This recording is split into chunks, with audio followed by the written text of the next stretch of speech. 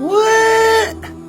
Moscow has expelled James Bond, British diplomat, for spying, in inverted commas, because of course we don't spy, only the Russians do. Russia advancing in Ukraine at fastest pace since early months of war. I've only recently started paying attention to this crap again, man, and my god is it messed up.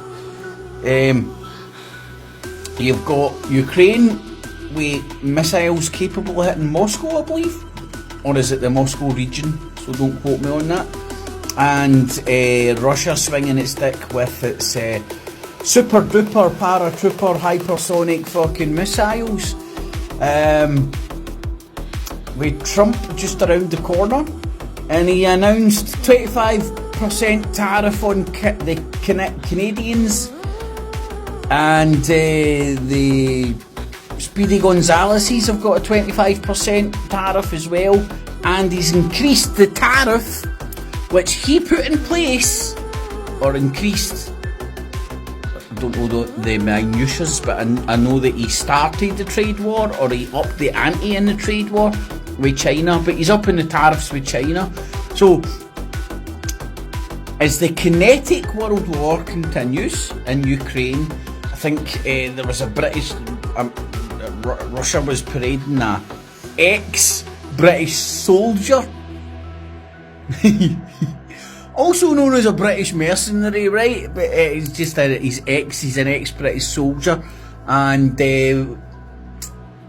what else have I been catching up with? So it's looking great, it's looking brilliant. And then Trump's coming in, that guy's capable of fucking any old shenanigans. I know everybody thinks that he's just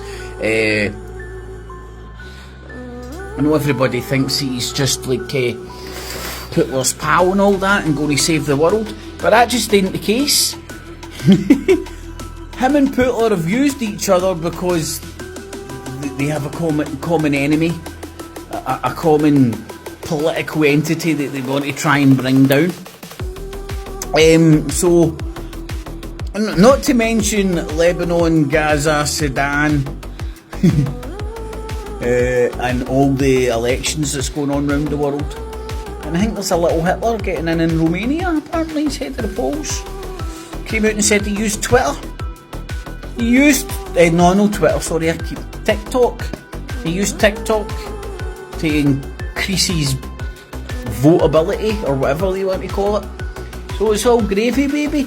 So diplomats are getting kicked out for spying. Of course he's not a spy. And do you remember that Wall Street Journal journalist that Russia recently kicked out for spying on the largest tank factory in the world? I think it's near Moscow or in and around Moscow. And they kicked him out for spying, gathering information on that tank factory. But of course he wasn't, he was just a journalist. Ha ha ha! We kick out RT, they kick out Wall Street journalist. Wall Street Journal, journalist, and they're bad, and we're good for kicking out RT and Press TV off our fucking bits of shit, right?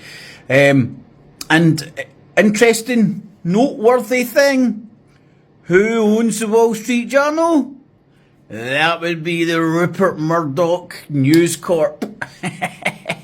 I kid you not. It's just one big interwoven bunch of fandans, and it's not that hard to unravel. And they're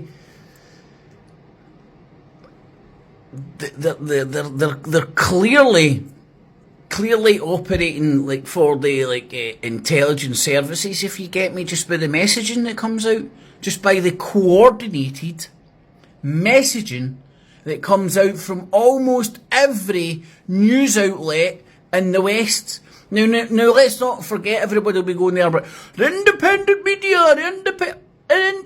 media, I've heard him say this, that and the other. Where are these people getting their information from? They're certainly not boots on the fucking ground.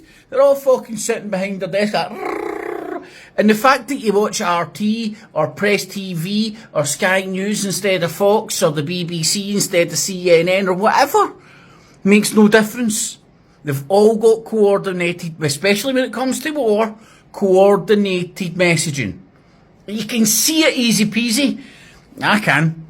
All you just need to monitor different news organisations, as many as you can gobble up over as long a period of time as I have, man. I've been doing it for fucking God knows how many years. And you can see the clear coordinated messaging, especially in times of war. So nobody's got any real clue what's going on, man. And it's just, it's like, here in the West, like, Russia's making the most advances it has done since the start of the war, according to Sky News, right? What have we had on our news cycle for the past week? Bullshit! Floods in a rainy country, right? Which just shows that our infrastructure's fucked, our dikes are fucked, our waters, our